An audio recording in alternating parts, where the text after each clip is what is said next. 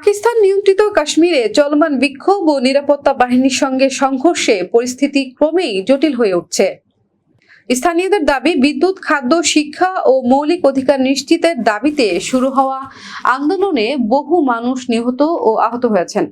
আহতদের অনেকেই গ্রেপ্তারের আশঙ্কায় হাসপাতালে না গিয়ে অস্থায়ী চিকিৎসা কেন্দ্রে চিকিৎসা নিচ্ছেন।